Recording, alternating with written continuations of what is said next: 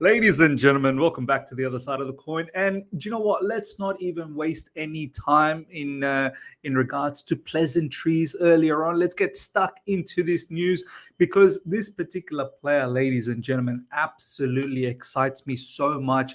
Michael Olise, for me, ladies and gentlemen, is an absolute game changer. If we're able to bring in Michael Olise to Chelsea Football Club for the upcoming season, I'm telling you, this will show immense ambition from our owners, from our board, and really weaponizing Maresca to do some immense damage next season. Because for me, this particular player is about to explode. If he can just stay injury free, which I'm hoping that he's found a way to stay injury free now. The latter half of the season with Crystal Palace have been banging. Him under Oliver Glasner he's been immense, absolutely immense. So, ladies and gentlemen, why am I getting so excited? There's been some rumors about him potentially joining Man United. However, one Joe Shields has been heavily connected with Michael Olise, and I feel like Joe Shields is the trump card here. Joe Shields seems to be running the club at the moment. I don't understand why we don't just give him the sporting director role because he's doing an absolute madness. This is coming from Scoop, Academy Scoop. People are saying that this is a very, very good source. Manchester United feed they could miss out on prime transfer target Michael Olise, with Chelsea growing increasingly confident of securing the Crystal Palace star's signature. Chelsea's confidence largely stems from recently appointed Director of Recruitment, Joe Shields' long-standing connection to the Frenchman. The recruitment specialist was responsible for bringing Olise to Manchester City at a young age and has maintained a close relationship with the winger ever since. A potential determining factor in Olise's eventual transfer destination this summer could be Chelsea. So look, ladies and gentlemen, this for me, do you know what? A lot of people are like, but means we have so many left-footed, right-sided wingers. Do we need one more? No. There is no conversation needed. When it comes to Michael Olise, you go for Michael Olise. If there is a chance, if there is a window of opportunity to sign this player and bring him to Chelsea Football Club, this is the level of young players that I'm looking for. Experience at the top flight, but at the same time fits the project, and immensely talented. Immense. Like, you don't need to talk about anything. His skill set, we all know. Dribbling, passing, scoring, vision. He's got it all. So for me, look, when a player like him comes available and there is an opportunity to bring him at Chelsea, you bring him at Chelsea and you do whatever is necessary. Now, if that means you need to get rid of potentially Madueke, potentially Omari Hutchinson, who we're going to touch on immediately, then you do so. I know we've got Estava William coming up in the future. We've got Kendry Paez coming up as well. So, yeah, we do need to open up some space, but you open up space. For this player, you open up space because for me, he's an absolute game changer. Fraser Fletcher is also saying the same thing. Exclusive Chelsea gaining confidence. They can beat Manchester United to signing of Michael Olise. So this news is slowly gathering pace. And wow, what a signing this would be under Enzo Maresca. Enzo Ball, Maresca Ball. And one of the first signings is Michael Olise. Yeah, I think I can get on board. I really do think I can get on board. And as I said, if you need to make room, if you need to make some space for this to happen, you make it happen. And one of the space that's going to be probably opening up is this particular, kid who's done immensely well at Ipswich. Ipswich Town are interested in signing Omari Hutchinson on a permanent deal that this summer and are targeting a 20 million move for the Chelsea winger coming from Bobby Vincent. And this news is also doing the rounds. Look, there's no doubts that Ipswich are very, very interested in this particular player. He's had an immense season, a loan season at Ipswich. Look, he's the kind of player that I'm actually quite keen to see in the pre-season. I'm actually quite keen to see what is his true level right now. Mixing with some of these Premier League players. I actually wouldn't have had any issues if he stayed at Chelsea Football Club and competed with Madueke. But as I said, when someone like Olise comes available, you make a decision. And 20 million for Omari Hutchinson, do you know what? He's probably on the verge, if he does well with Ipswich. Like, I guess the other option is sending him on another loan to Ipswich for one more season and see exactly what he does. And if he does well, he's probably on the verge of becoming a 35, 40 million winger at the end of next season. So Chelsea, I think, bought him for about, I think it was a free transfer. Might have paid some very minuscule amount of transfer fee to Arsenal to get this particular player. But I do think maybe it's free. To be able to get just 20 off the back of that, that is potentially pure profit, to be honest, is potentially pure profit. So look, I don't have any ill feelings towards Omari Hutchinson. I think he could turn out to be a sensational player. But when there is, Michael Olise available, I would really be happily getting rid of Omari Hutchinson and Madueke and have a look at someone like Olise. Let me know your thoughts, ladies and gentlemen. Would you let go of someone like Madueke and Omari Hutchinson to bring someone like Michael Olise, who I think is absolutely splendid? Now, next up, this is a very, very interesting topic as well, right? Chelsea do not want Enzo Fernandez to go to the Olympics Games because they want him from the beginning of the preseason with the new coach.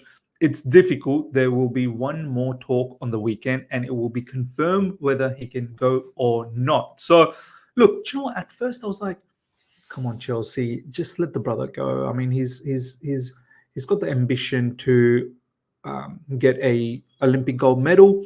I don't think there's been that many players that's been able to be World Cup winner, World Cup champion, and potentially get a Olympic gold medal as well. There's only been a handful. I think Messi's one of them. Di Maria might be another one. Very few. So he probably wants to get into that lucrative. Into that lucrative list. Also, Copa America, he's there, and he could potentially win that. So you're looking at World Cup champion, Copa America champion, and Olympic gold medalist. He's got a very good chance of doing that. But then I was like, do you know what? I don't know. And I'll tell you why I started to feel I don't know. It's because of this crazy calendar that's coming up. Copa America final is on the 15th of July. And I think pre-season kind of starts around that time. Not the matches, but players coming back for pre-season kind of starts around that time.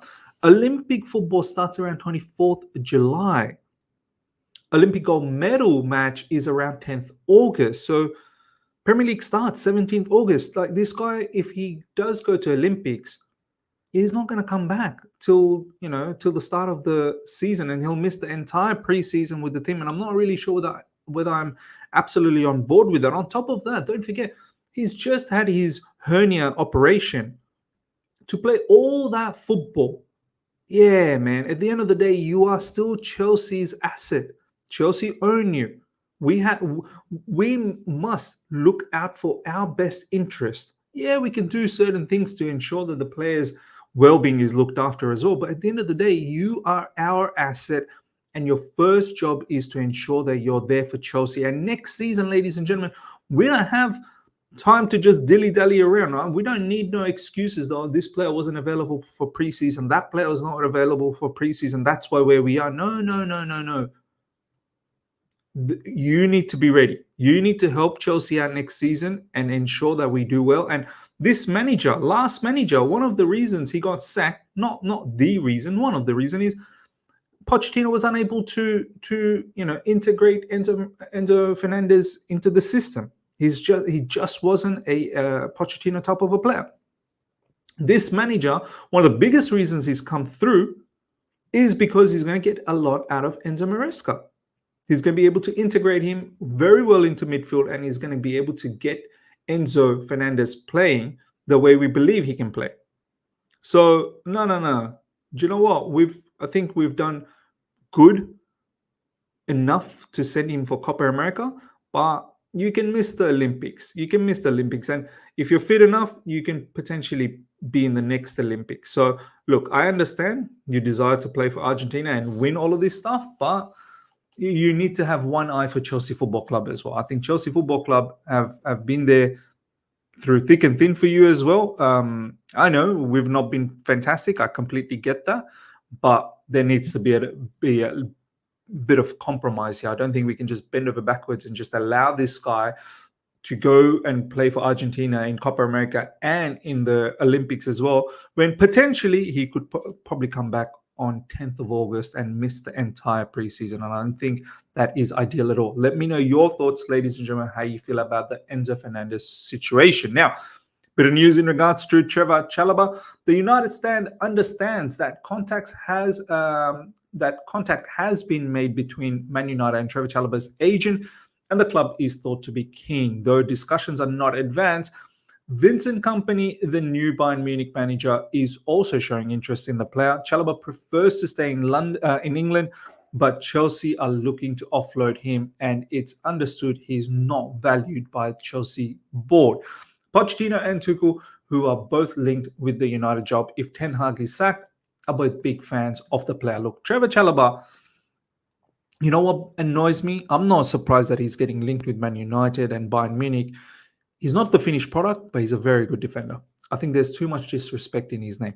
He's actually a very, very good defender who's got some, good passing range from deep as well. We've seen him do some outrageous assists for us from those areas on that right side.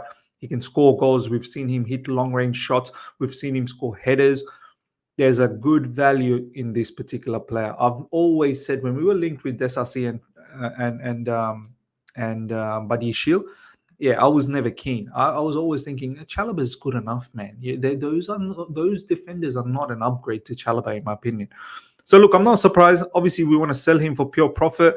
It's annoying. I wish we could keep him because we are looking for a defender. I think he's very, very decent defender, someone who can even develop into a very, very good defender. The one thing that bothers me about this whole rumor is, ladies and gentlemen, is Man United are tracking Trevoh Chalobah, but may not meet Chelsea's 25 million valuation of the centre-back. 25 million. 25 million for Trevoh Chalobah. That for me is ridiculous. Trevoh Chalobah's baseline price should be somewhere between 35 to 40 million. In fact, 40 million. He's a 40 million defender. And that's not even asking for much. Trevoh Chalobah will fit in nicely in any of those top clubs. May not be a starter, but he'll definitely feature. He'll definitely feature. So for me, 25 million, that's the level of price, that you're looking at. And it's not even, you don't even get 25 million defenders from like your Nottingham Forest and your Bournemouths and your Crystal Palace. Like even they will charge you an arm and a leg. Why are we slapping only 25 million and United still don't want to meet? I don't understand this. I really don't understand this. He's got quite a lot of years left in his contract as well. Chelsea will listen to offers for Chalobah and he's in high demand. As I said, I fully understand why he's in high demand. He's damn good. He's very, very good defender. But the 25 million, I'm not really sure about that. I think we should be getting a lot more money. And the fact that teams don't want to meet that's mad. That is mad. Let me know your thoughts about Trevoh Chalobah and his price tag, ladies and gentlemen. I'm pretty sure you guys will be very upset with that. Next up, Chelsea didn't find an agreement with the salary in the meeting with Osimhen's agent coming from Di Marzio. The negotiation for the Lukaku-Osimhen exchange did not take off. Osimhen is interested in Arsenal coming from Di Marzio. Look, I knew this would be the case. I knew. I mean, I was very happy with the links, to be linked with a very, very good striker. But at the end of the day, I always knew the transfer fee, the release clause is exorbitant, and the wages, we're never going to be able to meet that. He will demand in excess of 200K. And right now, we seem to have a bit of a capping around 150,000 for anyone at the moment. So I'm not surprised. And I'm not surprised that the whole Lukaku-Osimhen did not take place. However, there could be a bit of a twist here because Napoli hired Antonio Conte. It's a here we go. It's not official as yet, but it's a here we go. Antonio Conte will be the Napoli manager. And we all know how much Antonio Conte loves Lukaku. And maybe this could be a destination for Lukaku. However, they do need to get rid of Osimhen first in order to get Lukaku. Di Marzio and Lukaku situation. Antonio Conte loves him and he would like to have him in Naples, but only if Osimhen could join Chelsea. This swap deal is really difficult, almost is impossible. I don't think Osimhen's coming to Chelsea, so this swap situation, forget about it. Napoli will have to offload Osimhen somewhere else, whether it's Arsenal, whether it's PSG, and whatever money they get out of it, they then need to get someone like Lukaku, if that's the case. Demarty on where Lukaku could end up, it's Serie A or Saudi Arabia. So look, Lukaku drama, I don't want this to prolong all throughout this summer window. We need to come to a resolution quite quickly because this guy is an absolute drama queen. And we need to get rid of him from our books. We 100% need to get rid of him from our books. Interested clubs are hoping to pay a maximum of £20 million for Armando Broja. His value has dropped heavily after not playing for Fulham much while on loan. Do you know what? This I find so weird. Chalobah is someone who's featured heavily in the latter parts of the season, and he's only worth 25 million when you think his baseline should be somewhere around 35 to 40, and that itself is a bargain in my opinion. But Armando Broja, who's, let's be honest, last season was a flop season. I know he just came back from his injury, but the way it ended at Fulham, where he was sometimes not even in the squad. I'm not even sure why Fulham took him on loan for not even putting him in the squad at times. But he's worth 20 million. That is a bit of a madness. 20 million for Armando Broja, I'd take that. Even though I really like this player, I wish we could keep him. I think there is a top talented striker in there. If we could send him to Strasbourg on loan, I would do that. Because I feel like he just needs a club to believe in him completely, and then he'll explode. And off the back of that, I think we could find ourselves with a very good striker. But 20 million for Armando Broja right now, that's probably pretty decent. That's probably very, very decent. So I think at the moment there is Monaco who's interested, and if we do end up getting that 20 million offer, I think we are probably going to take it. While Enzo Maresca will have sizable influence, Chelsea will ultimately control the ins and outs, and he is understood to be relishing the chance to operate in that structure. So look, a lot of people are saying that, Enzo Maresca, he won't have so much power. Yeah, he may not have so much power in terms of a particular personnel, a particular name, but I think he'll have power in terms of the profile of players that is going to come to Chelsea Football Club. So for me, there's a reason why we're going for a goalkeeper who's good on the feet, because that goes well with Enzo Maresca. And I'm pretty sure we're going to see similar type of, similar in terms of Enzo Maresca's thought process and his philosophy, and those are the kind of players that we're going to target on each of those positions. So we sit here and say that, he doesn't have power. Indirectly, he does have power.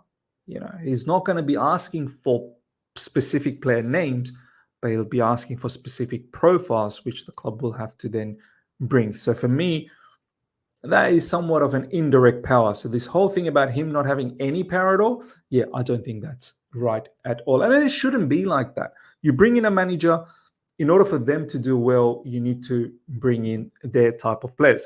Last but not least, ladies and gentlemen, Reece James, who Kyle Walker said this week is the epitome of the perfect right back, can act as a linchpin for Enzo Maresca's favorite formations, inverting to create an extra man in midfield, coming from Nick Purewell. Look, do you know what? A lot of people talking about him inverting. I'm not really sure about Reece James consistently just inverting. I think every now and then he can invert, but do still want him to bomb forward and get into those areas wide on that right side, hit the byline and cross from there. We can't take away that aspect of his game. Yeah, I don't want him to be up and down on that channel because physically that could ruin him. But I don't want to take that away from him. I think that is a strong weapon of Reece James and a strong weapon for Chelsea Football Club. So, yeah, this whole inverting business, I'm not really sure whether every single one of our fullbacks need to invert, because not all of them, that's their strength. Maybe for Cucurella, that's a strength. But Reece James' strength is elsewhere, I feel. Yeah, he can deliver crosses from deep as well, from that inverted role. No problems. Yes, of course. But you do need someone who's able to put away those headers too. And at the moment, I don't think we have a striker that is capable of putting away those headers on a regular basis and who's strong aerially as well. So look, Reece James, ladies and gentlemen, let me know your thoughts about this whole inverting thing. I'm not entirely on board with him to invert all the time. Sometimes, no problems. But I think I do want him to bomb forward at times as well, because that's a huge asset. Ladies and gentlemen, let me know your thoughts about everything we spoke about. Hope you guys have enjoyed this. Smash the like button if you're here for the first time. Subscribe, hit the bell notification to stay in touch with all my content. Until next time, everyone. Take care. See ya.